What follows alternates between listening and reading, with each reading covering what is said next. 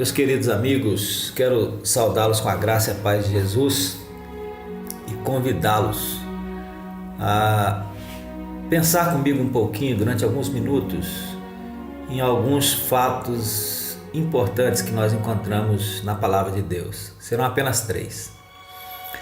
Primeiro, eu gostaria de começar considerando que é um fato. E falando de forma bem simples, um fato é algo que é verdadeiro e que não deixa de ser verdadeiro só porque nós o ignoramos.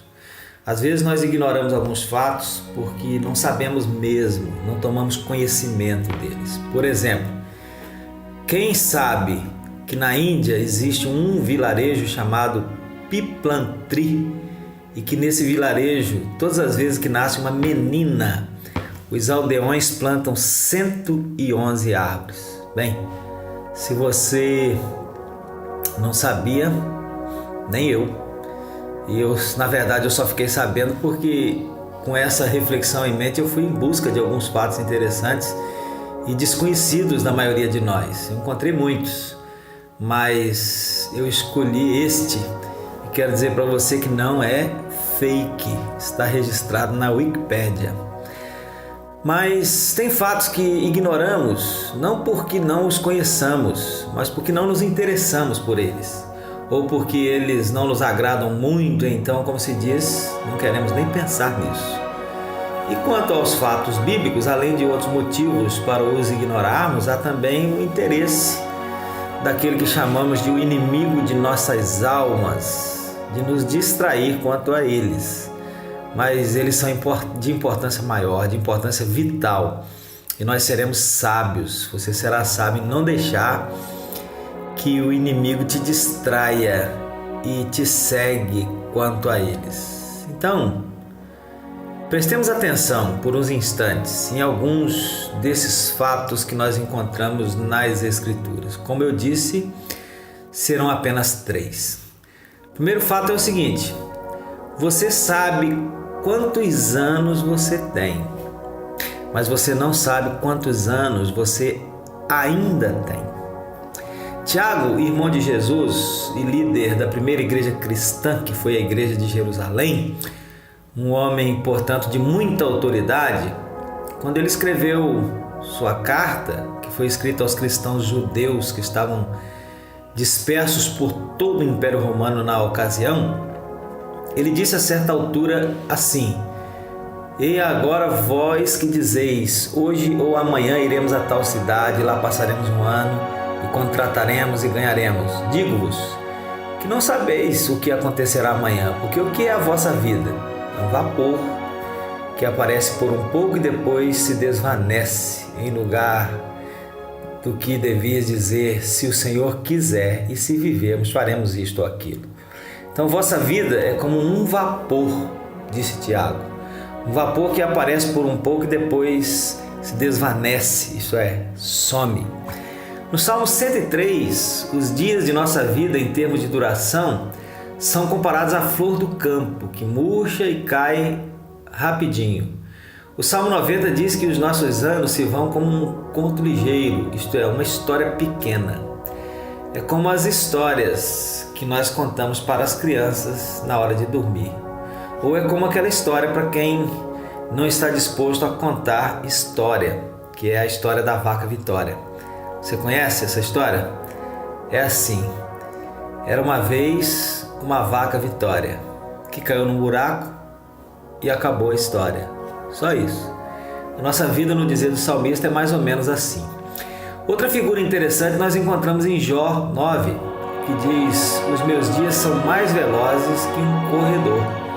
A referência é provavelmente à pessoa que era responsável por levar a correspondência, especialmente a correspondência dos reis e das autoridades. Era o carteiro da ocasião, que não levava as correspondências nem de bicicleta, nem de moto, ele ia correndo e ele era veloz. Então, procurando uma figura para falar sobre o quão ligeiro passa a vida, Jó pensou nessa figura. Minha vida se vai mais rápido do que um carteiro consegue correr. Então, a nossa vida, em termos de duração, é como um vapor, ou é como a flor do campo, ou como uma história pequena, ou ainda como um corredor veloz. E quem pode dizer que isso não é verdade? É verdade, é um fato. E sendo verdade, você é capaz de dizer então quantos anos você tem hoje, mas não é capaz de dizer quanto tempo você ainda tem para viver.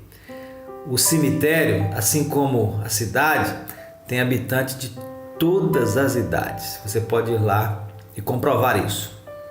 Isso então nos leva ao segundo fato, que é o seguinte: você tem muitas coisas importantes a fazer na vida, mas a mais importante é lembrar-se de Deus. Bom, você pode não considerar assim e nem crer assim, mas, como eu já disse, um fato não deixa de ser fato só porque nós o ignoramos ou não cremos nele.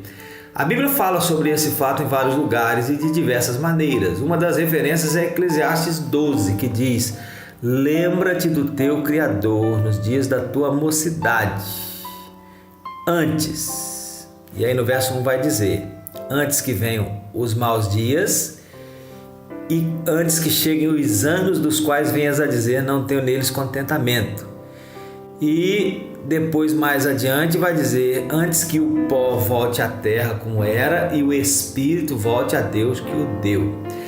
Mas um pouquinho antes de escrever isso, Salomão, ele escreveu dizendo, especialmente aos mais jovens, para alegrarem-se em sua juventude, andarem pelos caminhos do coração e pela vista dos olhos, mas também que não deviam se esquecer de que todas estas coisas eles e nós também teriam ou teremos que prestar contas diante de Deus. Então, sendo assim, além de permitir no coração diante dos olhos apenas aquilo que é correto, lembrem-se de Deus, lembrem-se do seu Criador antes que seja tarde demais.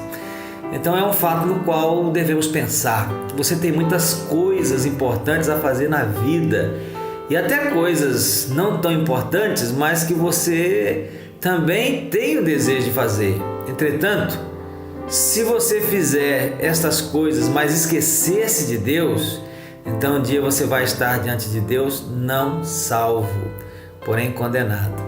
O inimigo de sua alma lhe ofereceu um prato de lentilhas, isto é, um prato de prazeres e conquistas neste mundo, e em troca de sua alma, e você aceitou.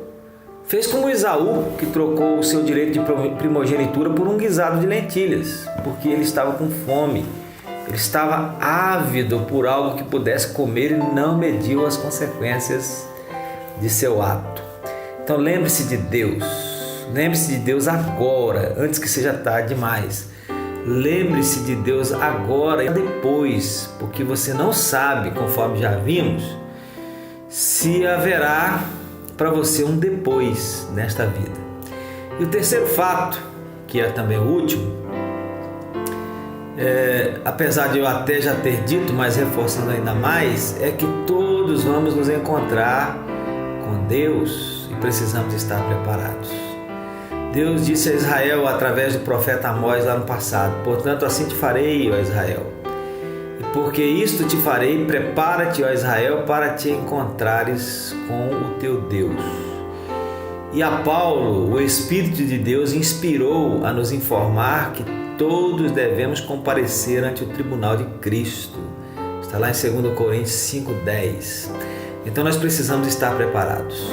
E como é que nos preparamos? Quando é que podemos dizer que estamos preparados? Precisamos ver o que a Bíblia diz sobre isso. E a Bíblia, ela diz que nós temos que nos arrepender. Quando Jesus começou a pregar, Mateus registra lá no capítulo 4, verso 17, que ele começou a pregar dizendo: arrependei-vos, porque é chegado o reino dos céus. Então nós precisamos arrepender. Em Atos 17, versos 30 a 31, o apóstolo Paulo, ele vai dizer que Deus não leva em conta os tempos da ignorância, mas anuncia agora a todos os homens em todo lugar que se arrependam. Por quê? Porque tem determinado um dia em que com justiça há de julgar o mundo, por meio do varão que destinou, e disto deu certeza a todos, ressuscitando dos mortos. Então, estar preparado é estar arrependido dos nossos pecados. E a Bíblia também fala que nós temos que crer. Em João 11, ou João 1, 11 e 12, diz que Jesus veio para o que era seu e os seus não receberam, mas a todos quantos o receberam, deu-lhes o poder de serem feitos filhos de Deus, aos que creem no seu nome. João 3,16, que é o versículo mais conhecido no mundo inteiro, diz que Deus amou o mundo de tal maneira que deu o seu Filho unigênito, para que todo aquele que nele crê não pereça, mas tenha vida eterna. Quem crê nele não é condenado, diz João 3, verso 18, mas quem não crê já está condenado, porquanto não crê no nome do unigênito Filho de Deus. Então, precisamos, para estarmos preparados, de arrependimento e fé. Arrependimento é mudança de mente e de sentimento e de atitude em relação ao pecado. E fé, ou crer nesse sentido, é confiar no sacrifício de Jesus como suficiente para a nossa salvação e outorgar a nossa alma, a nossa vida inteira aos cuidados de Deus em Cristo. Aí então acontece o milagre da regeneração, o milagre da justificação, o milagre da salvação.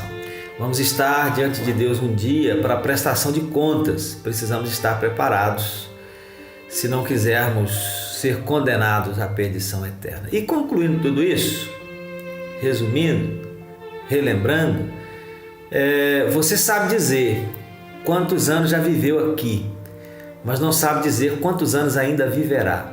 Nem mesmo sabe dizer se serão anos, ou meses, ou dias, ou mesmo minutos o restante de sua vida. Eu espero que sejam muitos anos, mas o fato é que nós não sabemos.